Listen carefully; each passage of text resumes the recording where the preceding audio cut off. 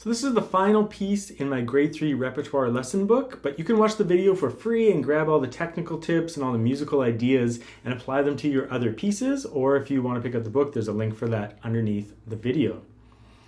In my book, you might have the score already for this piece, but in my book, there's a couple of pages before the piece that give you some musical ideas or technical ideas to work on. And so in this piece, there's not anything that's too crazy in terms of like shapes and stuff like that, but it's more active than any of the previous pieces in my graded series. So there's just more going on, there's more chord shapes, there's more rhythms, there's just a little bit more of everything.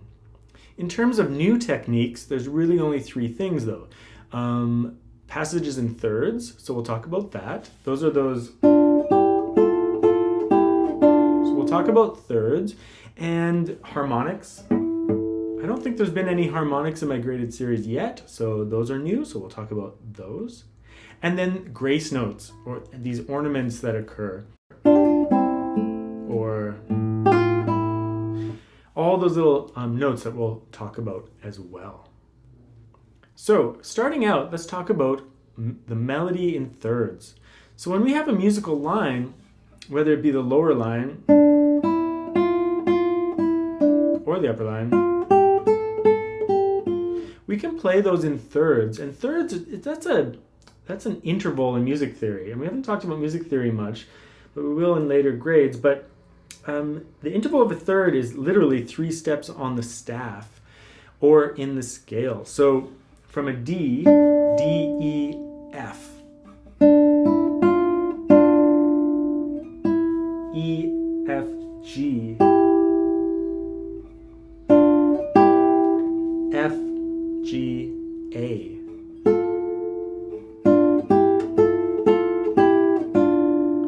Really thickens up the sound of the melody, and it's used in pieces a lot, especially at later grade levels.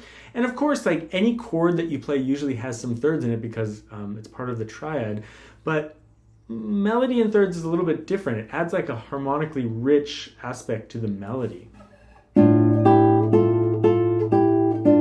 Usually when you're playing thirds, especially if it's on the same 2 strings, you want to use one of the fingers as a guide finger. So in my piece, I've chosen the 3rd finger as the guide finger. So this 3rd finger stays down the whole time. I could have chosen the 1st finger, but in this particular passage, that makes for a little bit larger of a leap there. Rather than just 1 fret, I would have to go 2 frets. So I chose to use the 3rd finger as the guide finger. So when you're playing your pieces, you can sometimes choose your fingerings based on those kinds of ideas. So that's the passage. There's not much to say. Just make sure your hand position is secure and that your arm is just moving that hand around and the thumb is following the fingers as you move. So when I'm here, my thumb is there, then there, then there. Don't let your thumb lag behind your fingers. Just stay organized. You'll see I'm throwing a little bit of vibrato in there as well. You can check out my vibrato lesson on YouTube as well. But you can practice your scales in thirds, of course. So a natural minor scale in thirds.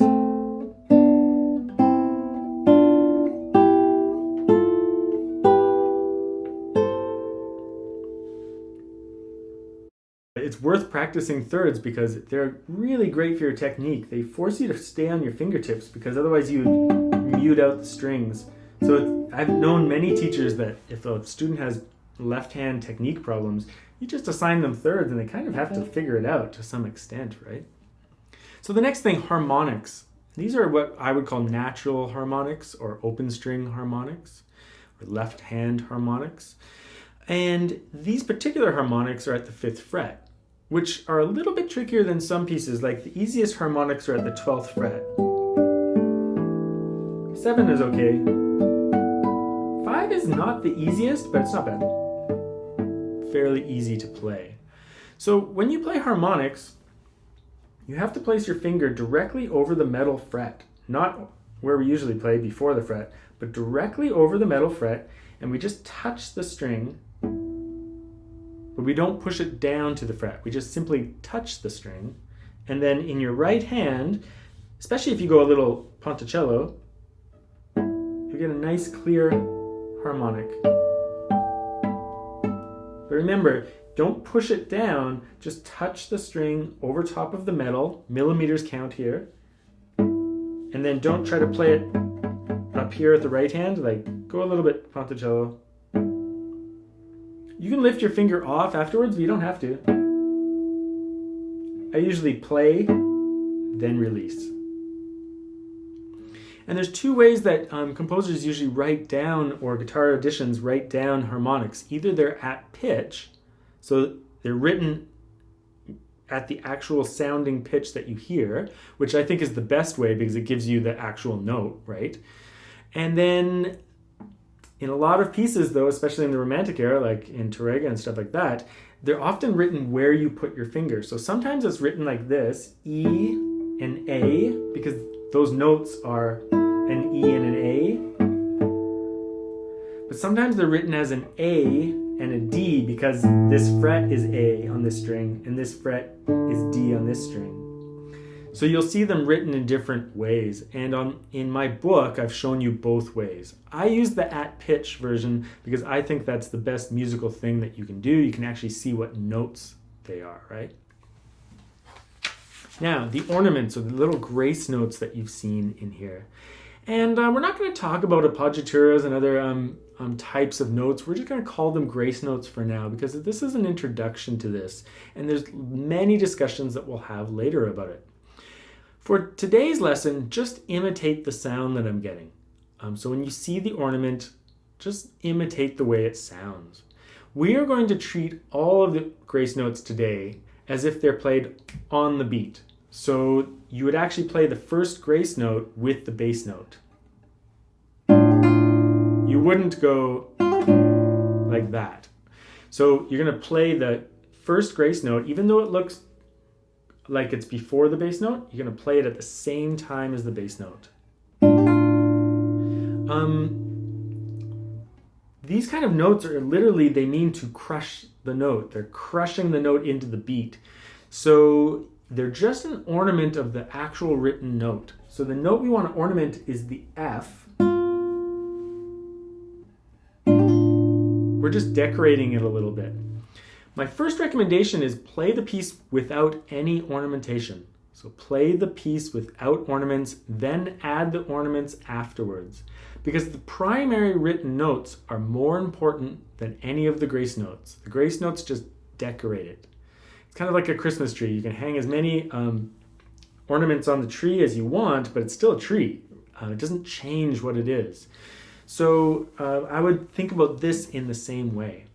Now in my book, I've written out every ornament the way it actually looks in the piece on this lesson page, and then a realized version that shows you the actual written rhythm and the way it would be lined up with the bass note. Just to give you some practice doing it, but don't overthink it. The rhythms look really complicated when you write them out, and so it's obvious why composers write grace notes. That way you can see what the primary note is and not get confused with all these rhythms. So you as a student should just imitate the basic sound of it and don't overthink it too much. So bar 4, we're doing a little hammer on and pull off with the 4th finger.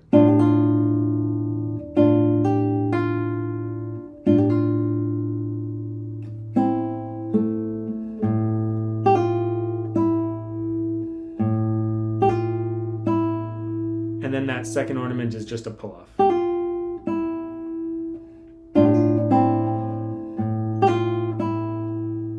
Bar 6, same basic idea. Very reflex oriented, they're very light, right? So don't tense up in your hand, you just do this light little flick. And make sure you're getting a little bit of flicking out of the strings, like pulling your finger in towards your palm. It's very light, it's very reflex oriented, not to be overplayed, because again, you just want the sound of the C. So in bar 6,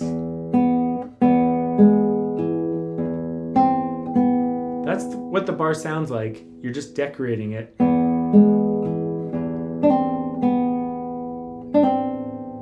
Just a little D before the C. Okay, bar 14. So that's a hammer-on pull-off. You can hear it's pretty light, isn't it? Like very reflex-oriented. My finger just moves very rapidly. No strength involved. Just a little bit of snappiness. Bar 15.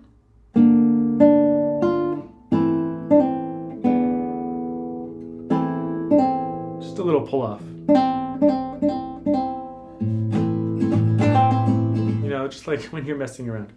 Okay, bar 28. 1, 2, 3, 4, 5, 6. There you have 2 notes, but you're decorating the C by just doing a little pull off with the 4th finger on D. Bar 22.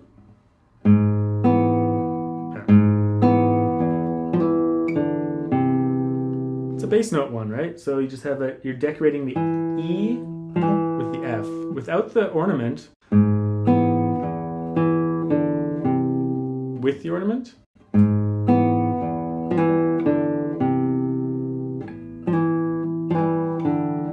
You might find it a little bit trickier to do that kind of reflex-oriented motion when it's on a bass string with the 4th finger, but again, super light. Just be close to the fret, do a little bit of a downward pluck with the finger for clarity, and it'll come out quite nicely. So all of those ornaments are played on the beat, and don't overthink them. Just let them kind of flutter out, and then it just decorates the piece nicely. It makes it sound a little bit more impressive and more ornamented, and really adds something extra to the piece. So let's just do a quick walkthrough of this piece. Since it's kind of like one of the harder pieces in my book, I'll do a full walkthrough here. So that's 2 different positions, so just move your hand during the open string.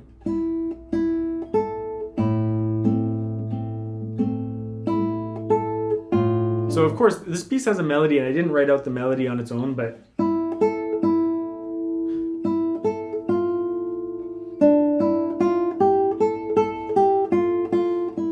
you could practice the melody just on its own. The bass should be fairly prominent, and then this accompaniment stuff, super soft, right? Just the I am fingers there, any chord material like that, just keep it really soft.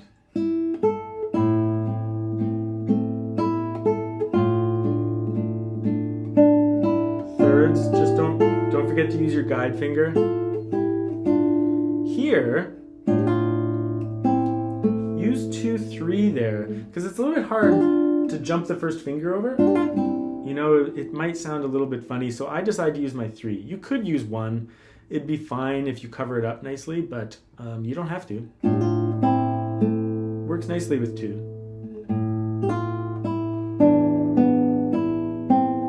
You might ask why I didn't use the B there. Well, that's kind of very linear, right? Like, they're on the same string. You can make it more harmonically rich by letting it ring out. By playing that B on the 3rd string.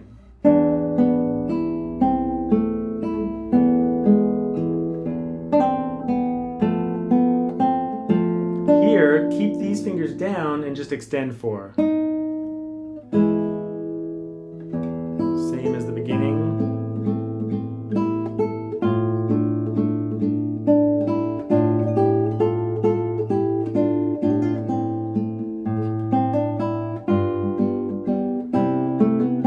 Here, the composer wrote slurs, so we'll add them in. So 2, 4.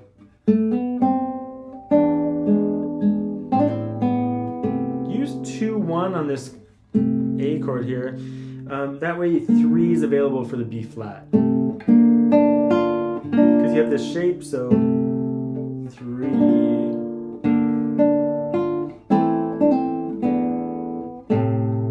During those open strings, get your hand organized. Some of you will find this chord shape a little bit difficult. But just remember, get this knuckle up. If you have the tendency to play like this, like lots of beginner players do, get this knuckle and correct your hand position so that your fourth finger is in the game, so to speak, right? Your fourth finger's not, like, there's no notes down here, so that's no good. Get it up here so it can grab notes. So during those open strings, you grab that A minor chord. Harmonic at 5, which we've already talked about. Then a little major section, third position. Try to hold on to this chord at least until the G. First position.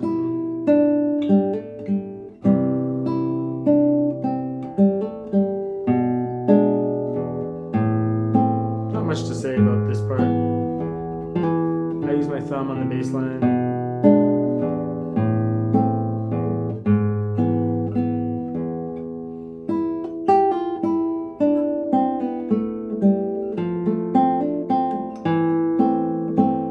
Keep 3 down.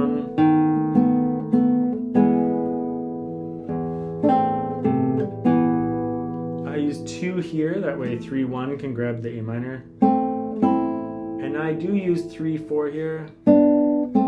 Some editions do that, but I think in this particular case, you should probably just use those separate fingers. There's no need for a shift, so why do a shift? I actually tend to use my third finger here because your second finger is playing there. It's hard to jump it over. I put it in brackets. It's up to you.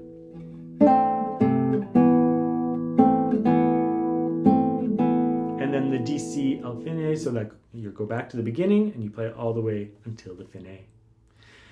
So that's a pretty advanced piece, but I hope you enjoyed it. And that's the end of the grade 3 lessons. So the next book I'll be doing is grade 4.